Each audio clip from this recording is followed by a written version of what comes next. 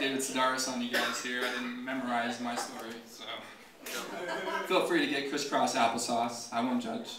Go ahead. Let it out. Okay, so bad life decisions. Here we go. A little background before this. Before I begin on the story, my brother was a fuck up. Put nicer, he was a young rapscallion that was fond of monkey shines. You know, you just wanted to tussle his hair and get him out of his mischievous way, you know? But a more clinical analysis reveals he was a dysfunctional adolescent, a petty criminal easily influenced by others. And unfortunately for me, as was the case with most people my age, both our parents worked, so this bastion of rebellion and fuckery was my babysitter.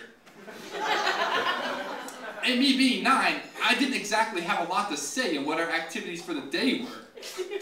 I knew what I didn't want to do, and more often than not, that just usually consisted of whatever my brother's plans for the day were.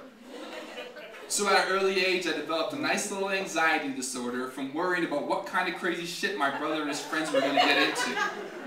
And more accurately, what kind of crazy shit I was going to get into by proxy. Which brings me to my story. We pulled up to the stereo store. I didn't know why we were there.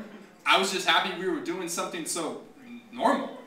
It seemed to me the odds of my life being in danger were fairly low, so I was experiencing a fair bit of optimistic elation.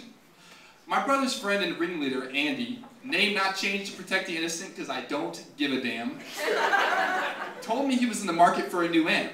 I was like, oh awesome, because the 3,000 watts of bass that crush my little eardrums daily aren't enough already. I still get shivers when I hear a 2 Live Crew song. Anyway, Andy's explanation seemed plausible enough, so I got out of his Ford Escort with youthful exuberance and bounded into the stereo store. It was a pretty small operation, nowhere near Car Toys or, well, that's the only stereo store I can think of. But we're there, in the store, looking pretty normal. I mean, it's obvious it's 3 guys and one of them's got stuck with their kid brother. We kind of had a Ferris Bueller's Day Off vibe. I guess that would make me Cameron, and my brother's Sloan? That's weird.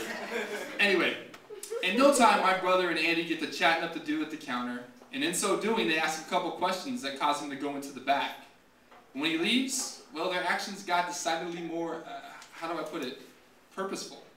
They begin to intently look at the glass display case and the contents therein, playing with the few windows that line the walls, with particular attention to their locking mechanisms. Sizing up pretty much all points of entry in the small showroom. And that, dear friends, is when my heart started to sink, because then I began to realize that our motive was in no way as wholesome as it was previously made out to be. Yes, I was only 9, but I'd already experienced a lot for my age. The sad fact is I knew what was going down. They were fucking casing the place. With me there, no less. I caught a cold chill as this realization washed over me and I sunk into my chair disappointed. Disappointed with my brother. With myself for thinking these titans of industry were up to anything but no good. So after being there for about 20 minutes, Andy told the dude at the counter he would think on the purchase, and we left. They were apparently pleased with the reconnaissance. So we exited the store, and my brother noticed a change in my mood and asked me what was wrong. I gave him the passive-aggressive shrug and said, nothing. He didn't believe me, and I had put no effort into selling it. But shit, he had bigger fish to fry. He was about to break into a damn stereo store. The ride home, I was doing that whole leaning against the window in order to be as physically separated from the situation as possible. I just wanted to get home, to go play with my Ninja Turtles, sink into an imaginary existence far away from the world of B and E's. Unfortunately for me, that was not in the cards. On the way home, I was informed that our parents were to be out all night. You know, off doing something responsible, I guess.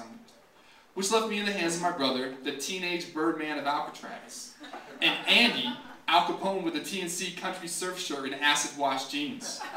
Great. At this point, the one hope I was holding on to was they wouldn't do the job that night. I mean, didn't they have schematics to draw up?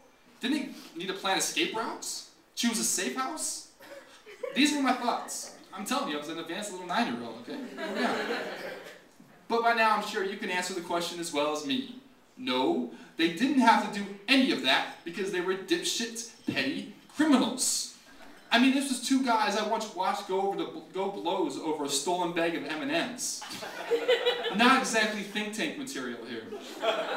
So there I was, watching the hours tick by as I waited to aid in a bet, or be an accomplice. I don't know, something that starts with an A. And this is where things start to get a little fuzzy. I mean, I do distinctly remember being awoken from my innocent slumber, and it was late, later than I was really ready to comprehend. I was told to get dressed, put my shoes on, hurry. I didn't want to do any of those things. See, the thing is, I didn't have a part in the heist. I was given no real instructions, no code name. What the fuck is that? I mean, come on. Code name. No, I was really just a victim of circumstance. Like my brother didn't really feel comfortable leaving me at home alone, so it seemed to him a much better idea to bring his groggy kid brother along with his late-night crime spree. Now that's a prime example of heart, right place, brain, and a bad part of town with a flat tire. And this is the thing that would continue throughout my childhood. Okay, so there we are again in the parking lot of this stereo store. And when we got there, I noticed there were a few other of my brother's brain trusts waiting. Great. So to their credit, they actually broke in pretty damn easily. Just cut to the chase. And I think that's more a testament to the flimsy locks than any know-how on their part, but nonetheless, they got in. After 5 or 10 minutes after that, they were climbing out the window, various equipment in hand. They'd actually done it. Shit, I might have even been impressed if I wasn't so scared that my bladder was in a death lock to prevent me from pissing myself. on second thought, why didn't I? It was Andy's car. I hate missed opportunities. Okay, so what awoke me from my severely meditative state, trying not to piss myself, was without warning, the equipment started being piled on and around me. I was like, okay, I guess they're done. And they had amps and speakers and tweeters and thumpers and whatever the fuck they're called, I don't remember. And soon after we got away, and I was actually kind of surprised. But apparently undisclosed locations, Auburn, police force didn't find a bunch of punk kids with backward hats in the stereo store parking lot at 1 in the morning all that suspicious. Go figure. So that was that. My first felony. Shit, my only felony. To be honest, the bad life decisions really abound in this particular tale. My brother and his choice to be part of this crime, and more importantly, bringing my 9-year-old self with him. And then my parents for thinking I was better off with my brother than home, alone. Determining if those bottles under the sink with the stickers sticking their tongue at me were telling me it's gross, or taunting me into trying it. I could have been a whole lot better off with that. Windex is kind of good. Okay, so now that I think about it, you know, actually, I'm not even sure if they ever got caught. So you could say I just confessed to a crime right now, which is definitely a bad life decision. All right, thanks guys, appreciate it.